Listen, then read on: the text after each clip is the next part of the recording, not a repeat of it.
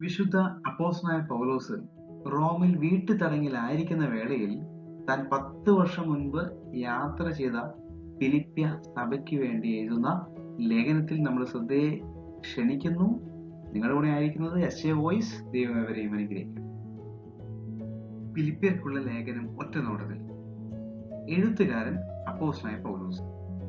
എഴുതിയ സ്ഥലം റോമിൽ വീട്ടുതടങ്കിൽ വെച്ച്. കാലഘട്ടം ഏകദേശം AD 60 പുസ്തകം ബൈബിളിലെ 50-ാമത്തെ പുസ്തകം. ഫിലിപ്പിയ ലേഖനത്തിൽ 4 അധ്യായങ്ങളും 104 വാക്യങ്ങൾ അടങ്ങുന്നു.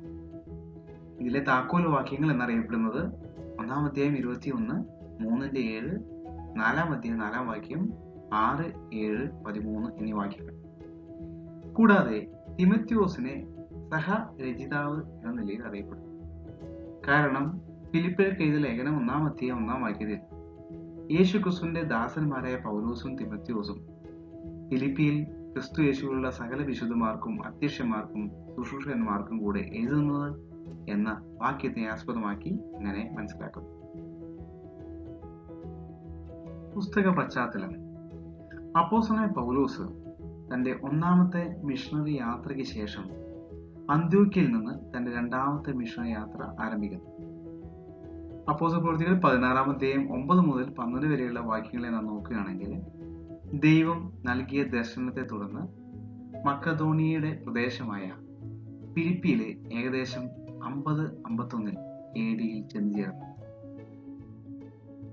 അങ്ങനെ പൗലോസും കൂട്ടരും ഫിലിപ്പിയ നഗരത്തിലേക്ക് എത്തിച്ചേർന്നു. ഒരു പുതിയ നഗരത്തിലേക്ക് ആദ്യമായി എത്തുമ്പോഴെല്ലാം സിനഗോഗിൽ പോവുക എന്നായിരുന്നു പൗലോസിന്റെ പതിവ്.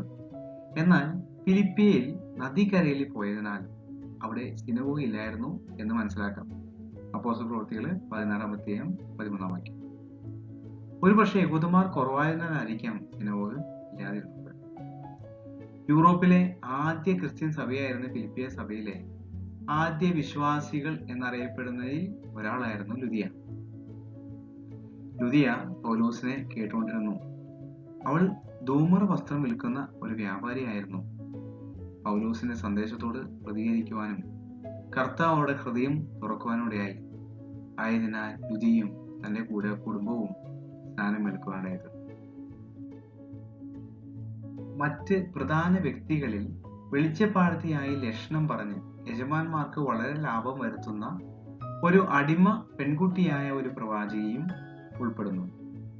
അപ്പോസ്തലപ്രവൃത്തികൾ 16-ാം അധ്യായത്തിൽ നമുക്കത് കാണാം. കൂടാതെ ഫിലിപ്പിയിലെ സഭയുടെ ചരിത്രത്തിൽ സ്ത്രീകള് ഒരു വളരെ പ്രധാന പങ്ക് വഹിച്ചു എന്ന് മനസ്സിലാക്കാം.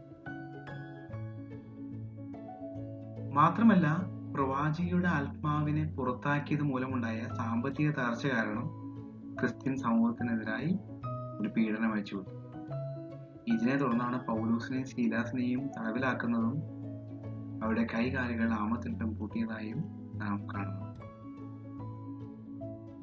അങ്ങനെ ഫിലിപ്പിയെ വിട്ട് ഏകദേശം 10 വർഷങ്ങൾക്ക് ശേഷം ഈ സഭയ്ക്ക് നന്ദി സൂചകമായും ആഴമേറിയ വാത്സല്യവും പ്രോത്സാഹനവും നൽകുവാനും വേണ്ടി AD 60-62 കാലഘട്ടത്തിൽ അപ്പോസ്തലനായ പൗലോസ് റോമിൽ 1-ാം പ്രാവശ്യ യാത്രയിലെ 2 വർഷം വീട്ടുതടങ്കിൽ കിടക്കുമ്പോൾ എഴുതിയ 4 കാരാഗ്രഹ ലേഖനങ്ങളിലെ ഒടുവിലത്തേതാണ് ഫിലിപ്പിയ ലേഖനം.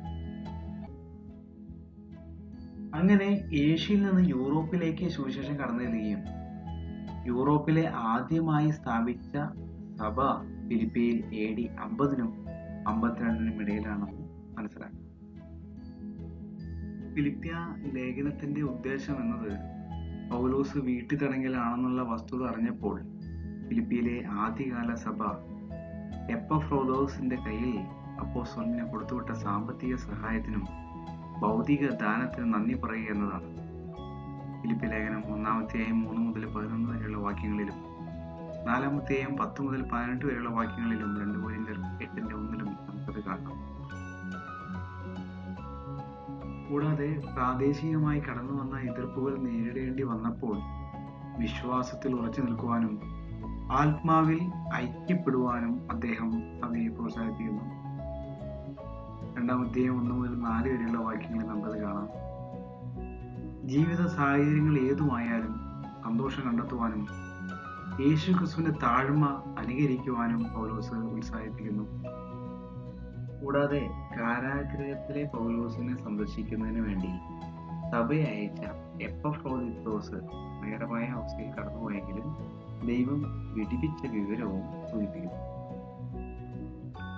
ഫിലിപ്പിയ ലേഖനത്തിന്റെ ചരിത്രപരമായ പശ്ചാത്തലം നോക്കുകയാണെങ്കിൽ ഏകദേശം 200 AD പാപ്പിറസ് 46 എന്ന ശേഖരത്തിൽ പൗലോസിന്റെ ലേഖനങ്ങളുടെ ഏറ്റവും പഴയ കയ്യെഴുത്ത് പ്രതികളിൽ ഒന്നാണ് ലഭിച്ചത്. ഇതിൽ ഫിലിപ്പിയരുടെ പുസ്തകം അടങ്ങിയിരിക്കുന്നു. ഇത് നിലവിലുള്ള ഏറ്റവും പഴയ പുതിയ നിയമ കയ്യെഴുത്ത് പ്രതികളിൽ ഒന്നാണെന്ന് പറയപ്പെടുന്നു.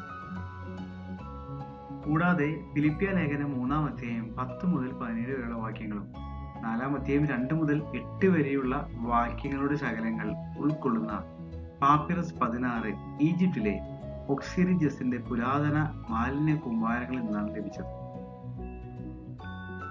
ഫിലിപ്പി നഗരം പുരാതന ഗ്രീസിൽ റോമൻ പ്രവിശ്യയായ മാസിഡോണിയയുടെ കിഴക്കൻ അതിർത്തിയിൽ തീരത്ത് നിന്ന് ഏകദേശം 10 മൈൽ ഉൾനാടൻ പ്രദേശമായി നിലനിന്നു. അതിന്റെ ഏറ്റവും അടുത്തുള്ള തുറമുഖ നഗരമായ നിയോപോളിസിന് നേരിട്ട് വടക്ക് പടിഞ്ഞാറ് മാറി സ്ഥിതി ചെയ്തു. പുരാതന കാലത്ത് ഒരു തന്ത്രപ്രധാനമായ പ്രദേശമായിരുന്നു ഫിലിപ്പി. ഫലഭൂയിഷ്ഠമായ ഒരു സമതലമായിരുന്നു. അതിലൂടെ ഏൻഷ്യൻ ആൻഡ്രിയാട്രിക് കടലുകളെ ബന്ധിപ്പിക്കുന്ന ഒരു വ്യാപാര പാതയായ വിയ എക്കേഷ്യ കടന്നുപോയി. ആയതിനാൽ റോമിലേക്കുള്ള വഴിയായി നിരവധി യാത്രക്കാർ ഫിലിപ്പിലൂടെ കടന്നുപോയി. ത്രേസിൽ നിന്നുള്ള കുടിയേറ്റക്കാർ സ്ഥാപിച്ച ഫിലിപ്പിയ നഗരം സമൃദ്ധമായ സ്വർണ്ണഖനികൾക്കും സമൃദ്ധമായ ജലസ്രോതസ്സുകൾക്കും പേരുകേട്ടതായിരുന്നു. ഈ നീരുകളുടെ നിന്നാണ് ഈ പട്ടണത്തിന് കെനീഡസ് എന്ന പേര് ലഭിച്ചത്, അതായത് ഉറവകൾ എന്നർത്ഥം. പിന്നീട് BC 359 മഹാനായ അലക്സാണ്ടറിന്റെ പിതാവായ മാസിഡോണിയയിലെ ഫിലിപ്പിന്റെ പേരിൽ നിന്ന് ഈ നഗരത്തിന് ഫിലിപ്പ് എന്ന് പേര് ലഭിച്ചു. അലക്സാണ്ടറിന്റെ കീഴിൽ ഗ്രീക്ക് സാമ്രാജ്യത്തിന്റെ തലസ്ഥാനമായി ഈ നഗരം ഉയർന്നു വന്നു.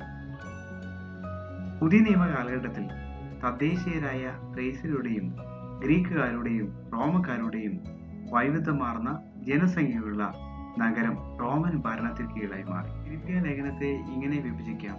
1-ാം അധ്യായം 1 മുതൽ 7 വരെയുള്ള വാക്യങ്ങളെ ആമുഖമായും 1-ാം അധ്യായം 8 മുതൽ 30 വരെയുള്ള വാക്യങ്ങളെ ക്രിസ്ത്യാനിയുടെ ജീവിതമായ ക്രിസ്തു എന്ന നിലയിലും 2-ാം അധ്യായം 1 മുതൽ 30 വരെയുള്ള വാക്യങ്ങളെ ക്രിസ്ത്യാനിയുടെ മാതൃകയായ ക്രിസ്തു എന്ന നിലയിലും 3-ാം അധ്യായം 1 മുതൽ 21 വരെയുള്ള വാക്യങ്ങളെ ക്രിസ്ത്യാനിയുടെ വിശ്വാസം, ആഗ്രഹം എന്നിവയുടെ ലക്ഷ്യമായ ക്രിസ്തു എന്ന നിലയിലും 4-ാം അധ്യായം 1 മുതൽ 9 വരെയുള്ള വാക്യങ്ങളെ ക്രിസ്ത്യാനിയുടെ ശക്തിയായ ക്രിസ്തു എന്ന നിലയിലും 4-ാം അധ്യായം 10 മുതൽ 23 വരെ വാക്യങ്ങളെ ഉപസംഹാരമായും കാണാം.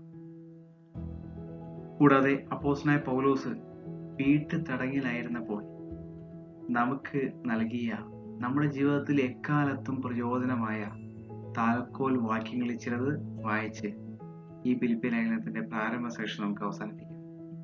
ഫിലിപ്പിയ ലേഖനം 1-ാം അധ്യായം 21-ാം വാക്യത്തിൽ എനിക്ക് ജീവിക്കുന്ന ക്രിസ്തുവും മരിക്കുന്ന ലാഭവുമാകുന്നു. ഫിലിപ്പിയ ലേഖനം 3-ാം അധ്യായം 7-ാം വാക്യത്തിൽ എനിക്ക് ലാഭമായിരിക്കുന്നതൊക്കെയും ഇപ്പോൾ ക്രിസ്തുവിന് വേണ്ടി നഷ്ടമെന്ന് എണ്ണുന്നു. ഫിലിപ്പിയ ലേഖനം 4-ാം അധ്യായം 4-ാം വാക്യത്തിൽ കർത്താവിൽ എപ്പോഴും സന്തോഷിപ്പിൻ, ഞാൻ പിന്നെയും പറയും സന്തോഷിപ്പിൻ. ഫിലിപ്പിയ ലേഖനം 4-ാം അധ്യായം 6 മുതൽ 7 വരെയുള്ള വാക്യങ്ങളിൽ ഒന്നിനെ കുറിച്ചും വിചാരപ്പെടരുത്, എല്ലാറ്റിലും പ്രാർത്ഥനയാലും അപേക്ഷയാലും നിങ്ങളുടെ അപേക്ഷകൾ സ്തോത്രത്തോടെ ദൈവത്തോട് അറിയിക്കുക. എന്നാൽ സകല ബുദ്ധിയെയും കവിയുന്ന ദൈവസമാധാനം നിങ്ങളുടെ ഹൃദയങ്ങളെയും മനസ്സുകളെയും ക്രിസ്തുയേശുവിൽ കാക്കും. ഫിലിപ്പിയ ലേഖനം 4-ാം അധ്യായം 13-ാം വാക്യത്തിൽ എന്നെ ശക്തനാക്കുന്നതിന് മുഖാന്തരം ഞാൻ സകലത്തിലും മതിയാകും. നിങ്ങൾ കേട്ടുകൊണ്ടിരിക്കുന്നത് SJ വോയിസ് അറ്റ് ബെഹറിൻ. ദൈവം നിങ്ങളെല്ലാവരെയും അനുഗ്രഹിക്കുമാറാകട്ടെ.